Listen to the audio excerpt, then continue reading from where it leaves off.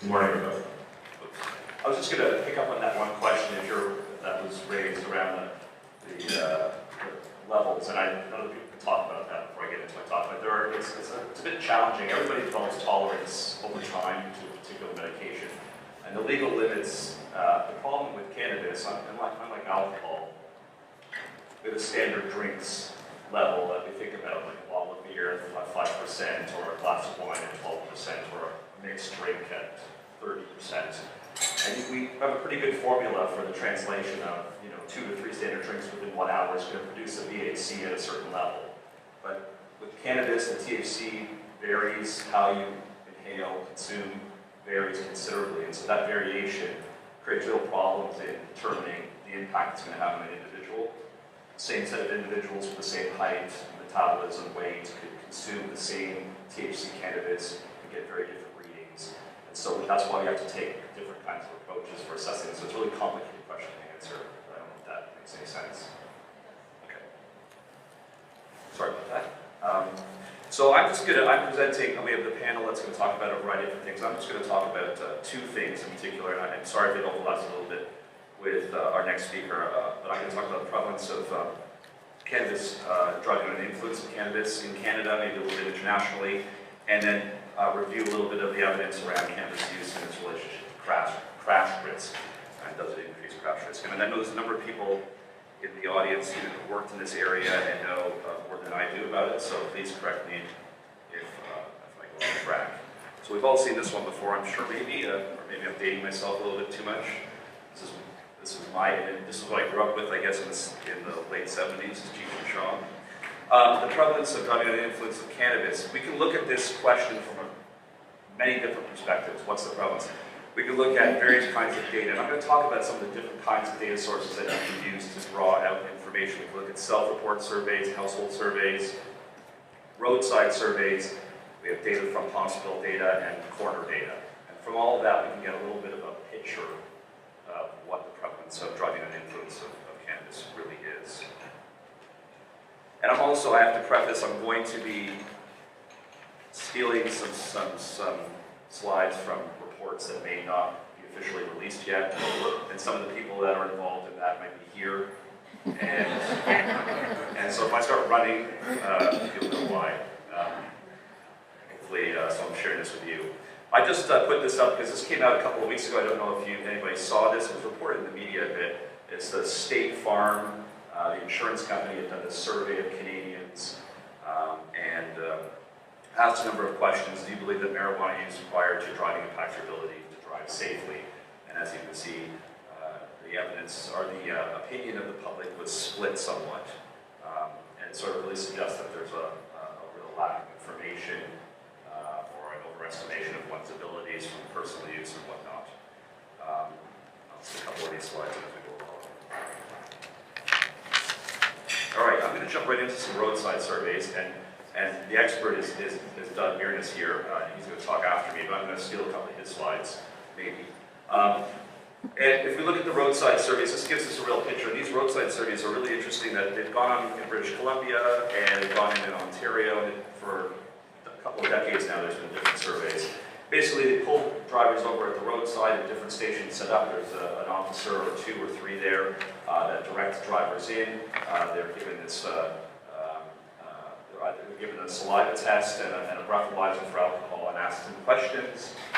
And if they have positive readings, they're not allowed to drive home, but they're given a taxi or asked to have somebody pick them up, and they do these tests. And so it's a really nice picture of drivers not involved in crashes. That's a really important aspect. We know lots of information about people who are in crashes and people who have died. We know less about people who are not in crashes. What's the general use amongst the driving public?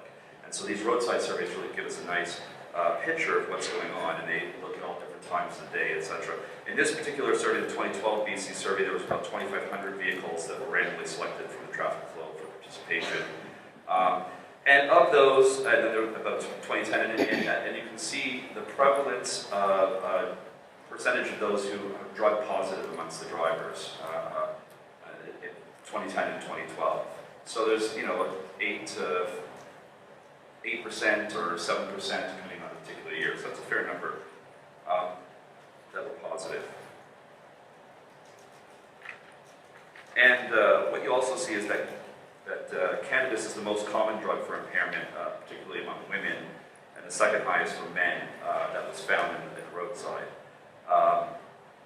And that the rates have sort of started to rise in certain populations in the roadside as well. Here's some of the other drugs as well. I have a few other drugs on slides, just generally about cocaine, opiates, and amphetamines. And so this gives you a little bit of a picture about what's going on.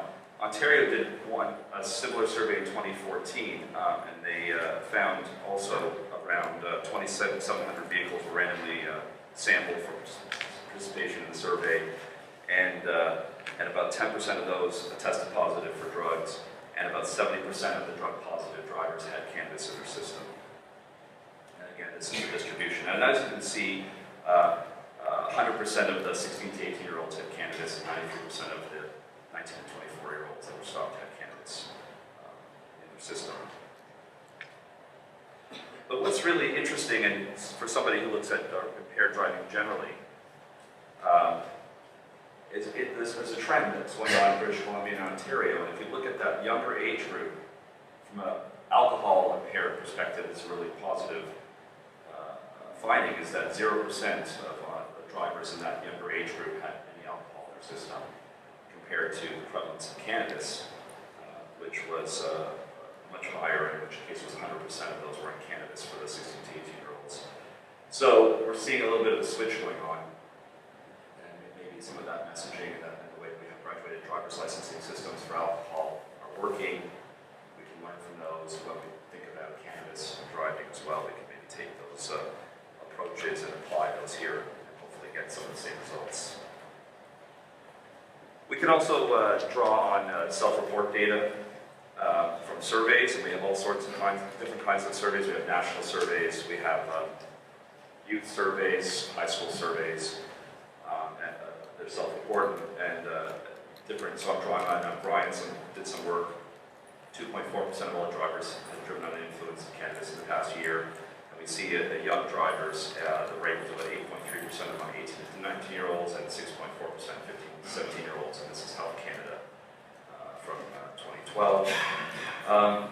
And about 15 or 16% of those 15 to 24-year-olds have been a passenger. So that's another thing that we're seeing, asked of driving with somebody else who is impaired by alcohol or drugs. And we're seeing that behavior is fairly common as well.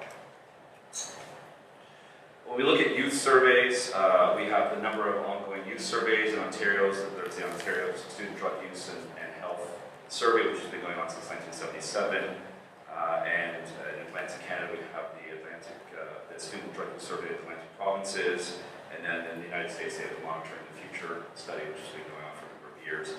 What the interesting trend in all these surveys is not localized, is that drug under the influence DUIA and alcohol is lower than drug under the influence of cannabis in all surveys. And this has been going on for about 4 or 5 years now, so there's basically been a juxtaposition of alcohol and cannabis. So that's an important trend to think about.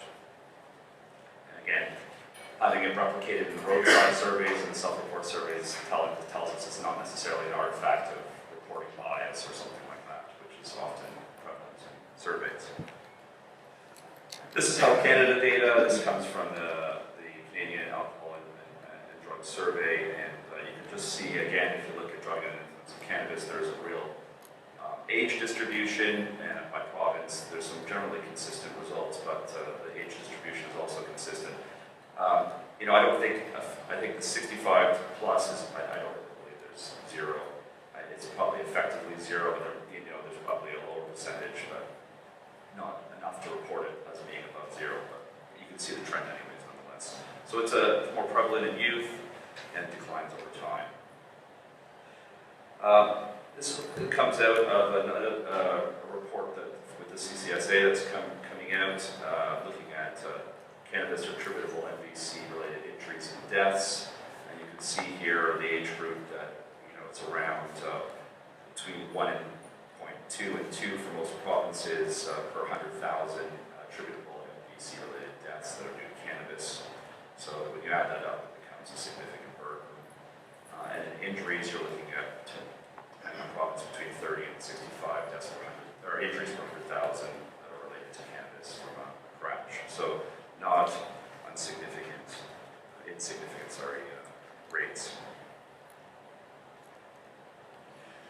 I'm just going to draw briefly. There's some corner data. We have a wonderful corner here.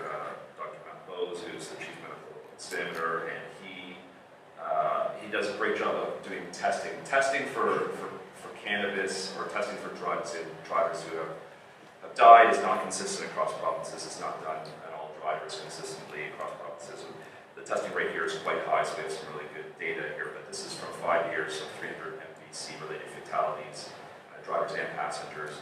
284 were able to be tested. The others were not due to reasons that just know that they were able to be tested. Severity of the death. And alcohol was present in 85 of those, so 20%. Cannabis was present in 7, 23% fatalities. So this is from the, again, very objective data. This is alone or in conjunction. It's not cannabis alone, it's cannabis. It could be with other drugs, or it could be with alcohol, or it could be with all three. That combination exists. So I'm just going to switch over and spend the rest of my time talking a little bit about how cannabis is related to crash risk. And to do that, we can really draw on a couple of different kinds of studies. So we had the different surveys, roadside, self-report. For looking at crash risk, we can really draw on experimental or laboratory studies done in simulators, or we can draw on epidemiologic studies, real-world observational studies from drivers on the road. And there's lots of work done on experimental laboratory studies.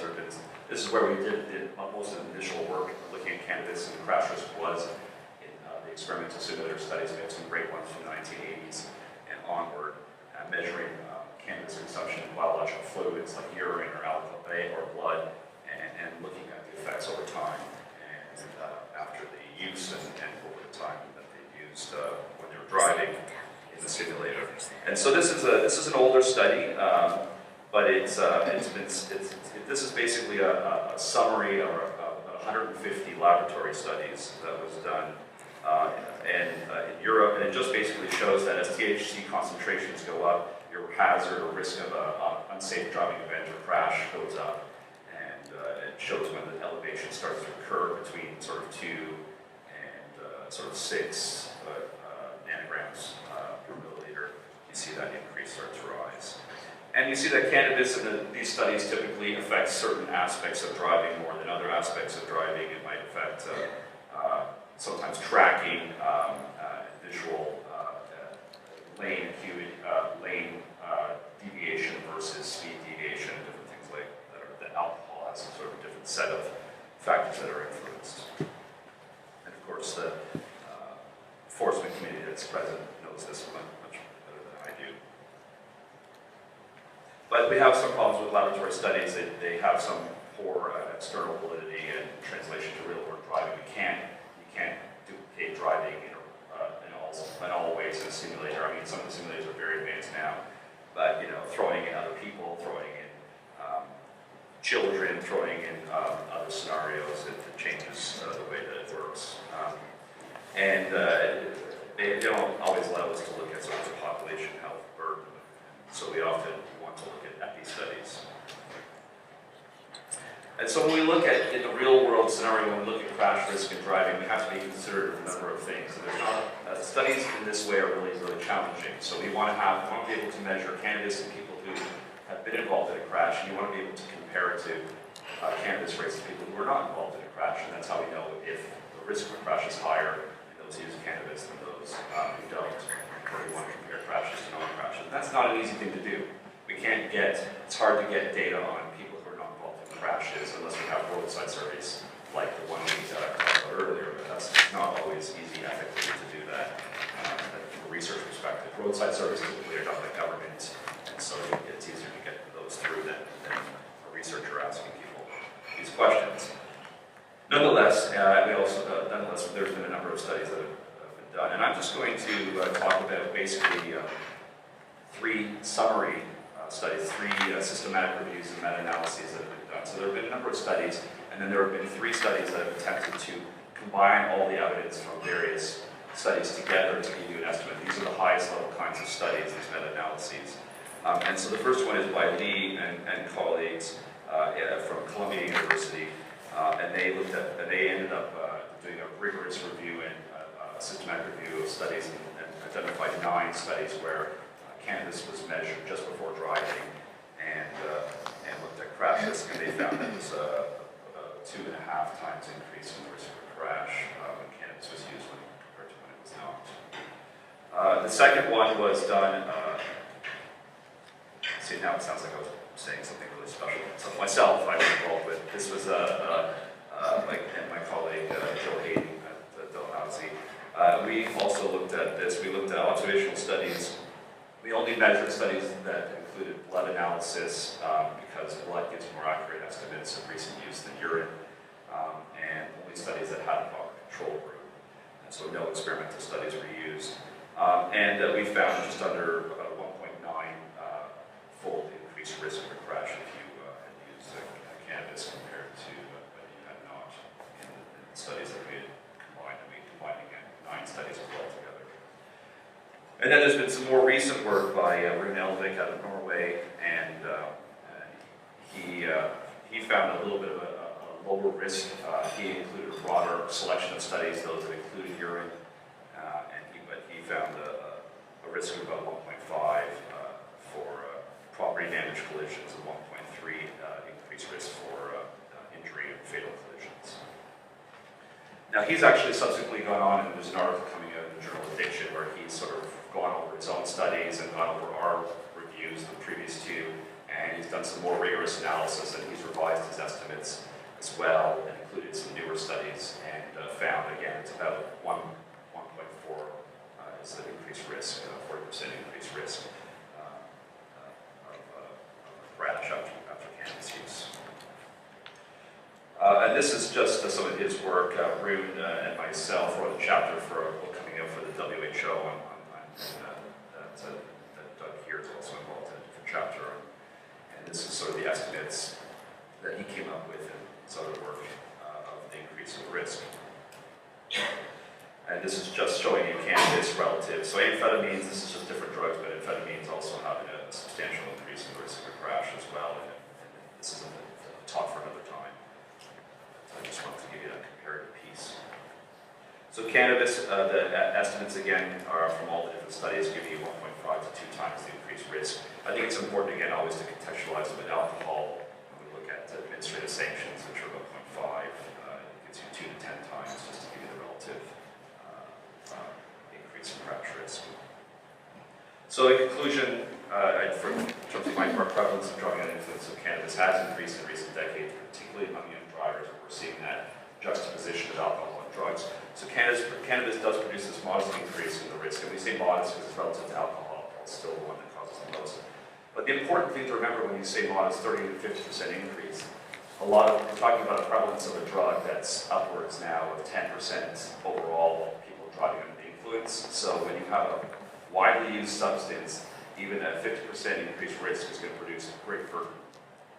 That's an important thing to remember. Sometimes we find fantastically high increase in risk on a substance that's used by a very small portion of the population, and that's less of a concern than something that's used widely, but has a less severe increase in risk. So that's an important thing to remember. It also has economic cost, and so this is from the same study that's going to be coming out.